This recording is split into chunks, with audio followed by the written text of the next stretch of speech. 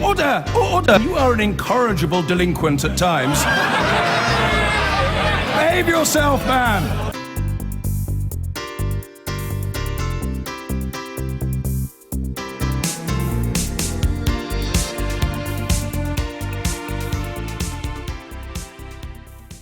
Now, the newspaper's almost as excited as the television news itself about Strictly on every single front page. Other stories too. There's The Observer. The living wage will lead to a new boom in migrants. Eurosceptics are saying. We'll talk about that, I'm sure.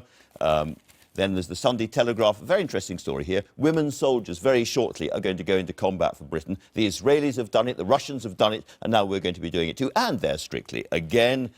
Sunday Times, lots of interesting stories here. You heard this camera let the police shoot to kill. That was our main story in the news. Strictly again, a spy story. But for my money, the most interesting political story of the day, of course, is Liam Fox, who is now going to come out, we think, to campaign for a British exit from the EU. And that will, of course, lead to the question of how many cabinet ministers are going to follow him, and will they be allowed to do it and stay in the cabinet? Much to talk about there. Independent on radicalisation, all sorts of other stories. But over to our paper reviewers. Joan, you have taken The Observer as your first story. Yes, I think it's great to see them lining up now for the battle ahead. Eurosceptics. You're rubbing your hands with it. Well, I'm journalists. We're going to enjoy this, and we want everyone to engage with these issues. I'm for staying in, but what is interesting is that the Eurosceptics are out of the traps quickly and attacking, and they're attacking Cameron's rather mild success in Brussels, which I think is a very steady and dignified holding operation. But here they are saying the living wage will lead to a migrant boom. No proof offered. However, are we to abandon the living wage? It is logical, isn't it? Because as wages come up here, more people will be encouraged to come in and they will get the wages that are offered. But wait a minute, is the logic that we abandon the living wage? For heaven's sake, the living wage is propping up, will prop up, the lowest earning people in our society. We can't abandon that because speculation is that immigrants will be drawn here by our benefits. That is an issue to be resolved, but to claim that the living wage will lead to a boom and therefore to descale it is not a good idea. Nobody's actually suggesting that Suzanne we're going to Evans. abandon the living wage. I think the point is that, you know, someone from some of the former Eastern European communist countries in Europe can come here now and earn up to 400 times the wage that they might get at home. And my colleagues in the European Parliament, my UKIP colleagues there, tell me that this is all part of the EU's push for more and more integration. So they're talking about wage harmonisation, they're talking about tax harmonisation. Now, how on earth can you actually run a huge superstate, if you like, with the current economic differences that they have at the moment? What you do, Suzanne, is having engage everybody in having the same engage in wage. conversation Ladies, I think we should stay with the newspaper. You did. If you don't mind, because I thought it was interesting The Observer of all papers led with a Eurosceptic story. Perhaps more expected is Nick Ferrari, you've chosen in The Express. One of the other big European stories of the week. That's right. I think this is the thing about the whole EU referendum. People are talking about Cameron's renegotiation and trying to keep the status quo. He's sort of banging the table with agitation to keep the current status quo. You will not be voting for the status quo if you vote to stay in the European Union. You will be voting for goodness knows what in future. Now, you might remember before the European elections a couple of years ago, Nigel Farage debated Nick Clegg, and Nick Clegg said that Nigel Farage was scaremongering, dangerous fantasy about the creation of an EU army. But what have we got? We've got the creation of a 2,500 strong army to secure the Schengen area borders. And this new proposal will actually give considerable power to the EU to take control of a nation's borders. It just keeps going. Absolutely. Before we move on, I must just ask you, a little bit of an interesting spat between Douglas Carswell and Nigel Farage this week. Nigel's saying that Douglas has got to put up or stand up. If he wants a new, fresh face leading the party, you know, he has to stand himself. What do you make of all of this? I think it's a great shame that this is detracted from UKIP's key aim, which is to leave the European Union, on which both Douglas and Nigel are absolutely united. Maybe they could both agree that you are the person to take over. No, I don't think they could. I just think we'll agree on that. No. Now, not a thorn between two roses, but a thistle between two roses. John, you've chosen another John Rentall's column in The Independent. My old BBC colleague from On the Record, John Rintoul, has written a story basically predicting that the Prime Minister will be successful in his negotiations. Now, I think we can all predict that the Prime Minister will come back from Brussels waving a piece of paper saying triumph in our times. I don't think he'll come back and say I've failed miserably. No. The question is what he'll actually get. Now, John says that he calls David Cameron the exam essay Prime Minister, basically the person who doesn't really focus very much until the last moment, but the last moment concentrates and works hard and delivers what his teacher wants. Don't know who the teacher is in this particular context. It's very, very interesting. It's quite similar to a column that Charles Moore wrote earlier in the week in The Telegraph, in which he predicted two things. One, that David Cameron would come back waving his piece of paper, success, just as you said. But the second thing he predicted is that this would not change either fundamentally the EU or Britain's relationship with it. No, I think he's going to get almost nothing from the other leaders. The various things that he said he wanted, like reform of fisheries policy, reform of the common agricultural policy, he's clearly not going to get this. They aren't his prime campaign. Well, initially, if you remember, Joan, he did say that he was going to focus on these. Now, I'm very much in favour of staying in the European Union. It just, the old journalist in me feels a little bit suspicious of politicians who promise one thing, then change the promise, and then try and massage it to say it's all been a triumph. No, it's called an absolute climb down, I think the problem is he's marched his troops up a hill. There is no battle to be won here particularly, but he's got to claim victory. So we're going to talk more about this with Liam Fox himself, who has an article in the Sunday Times. Who's always been anti-Europe. I know, but he's now coming out saying that he's actually going to campaign for us to leave, and he's going to do it openly, and that's a moment, I think. Let's also turn to another moment, a Labour Party moment, Joan. Your leader, Jeremy Corbyn, giving an interesting interview to the Sunday Times in which he is pretty disobliging about those MPs who clapped Hilary Benn after his pro-intervention speech. Yes, I think Jeremy Corbyn is... This is quite a dull article. I think okay. I'll look forward to it then. He says the sort of nice things you would expect. He's a man who's holding a ring very with some dignity, I think.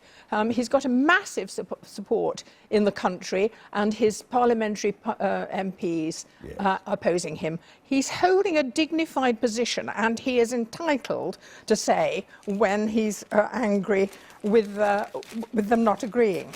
Here he is saying, they should recognise I was elected with a very large mandate from a very wide variety of people. There's no position of any mob. What there is, a development of participatory democracy. Well, I think we're seeing that in action, and I think there's to be no split. What is there going to be? Discussion. There's always discussion.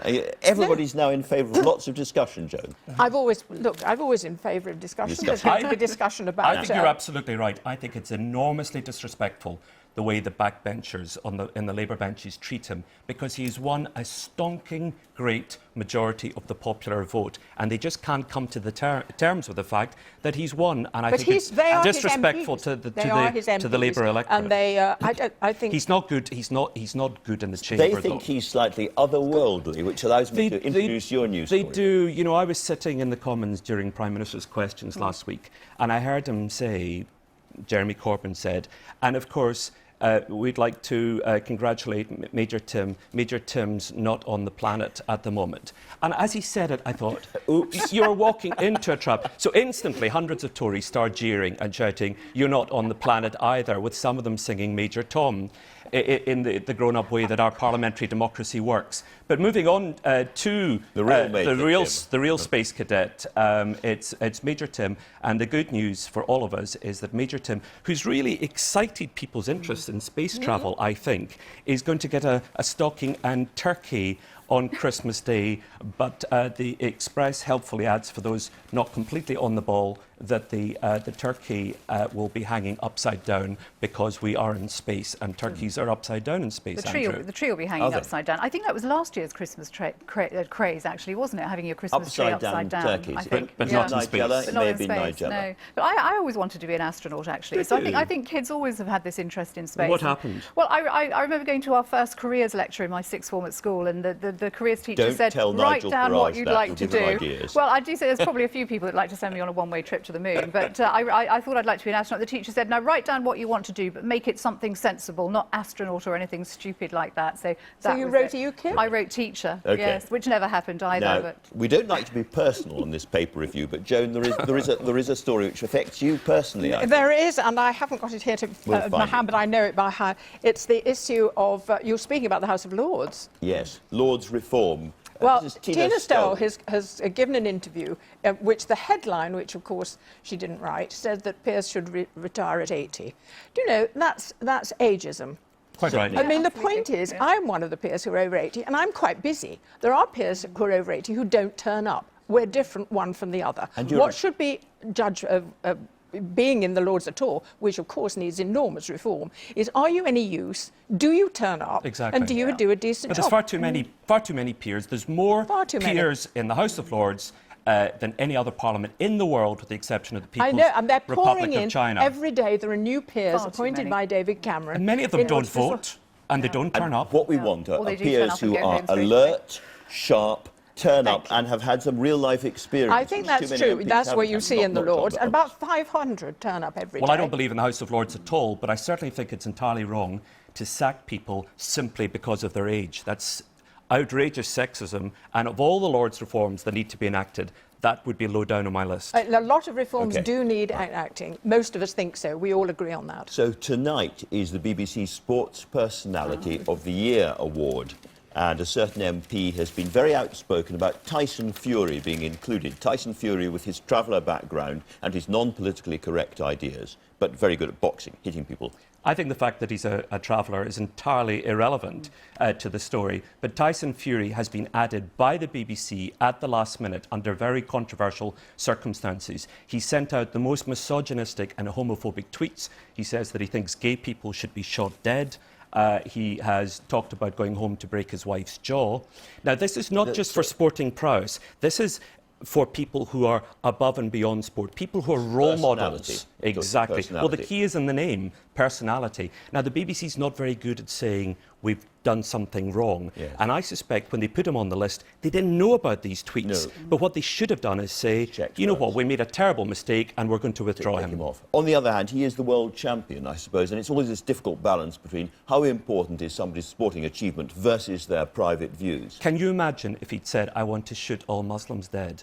Him surviving on this list, he'd have been off the list quite rightly in a nanosecond. So it rather suggests that the BBC at the senior levels takes Islamophobia more seriously than either misogyny or abuse of gays. Do you agree with that, Suzanne? Well, I think actually, you know, people, I hope, aren't going to vote for him. It's that simple. As you say, I suspect the BBC didn't know about this when they put him forward. They had every right to put him forward as an absolute man who's exemplary in his sporting prowess and his sporting achievement. Just don't vote for him. You know, send a message that way, But for rather lots than of actually people, ban people or take him out. I don't want to ban him. He's free to say whatever he likes, no matter how silly. But for people sitting at home, especially kids, it just sends out the wrong signal. I think there's been so much traveller coverage point of to view the is simply that opposite. he comes from a very fundamentalist Christian No, I background. know. That's where some of these ideas come from. And so we're going to end our paper reviewer neatly with another Christian story. The Queen's Christmas speech this year is going to be the most... I know you think, John, there's rather a lot of stories about the royal family in the papers just now. It's filled. It's like Eastern Europe under the Soviet Union. Every paper has a very sycophantic royal story with very few exceptions. I think. Most of the population actually support the monarchy, so I don't think So there's anything wrong anyway, with that at all. But let's this is get a to the story. Queen's It's speech. also a story in the Sunday Express talking about how Christians in the Middle East are going to be wiped out within the next decade if we don't support them. And the Queen is apparently, of course, it's all very top secret. We don't know exactly what she's going to say, but she's apparently going to raise this issue, the persecution of Christians in the Middle East. There's also a very interesting comment piece in the Mail from Lord Wiedenfeld, who, very dramatic headline, Christians saved me from the Nazis, now I must save them from an even greater evil. Christians in Syria have diminished from 1 in 3 a century ago to just 1 in 10 today.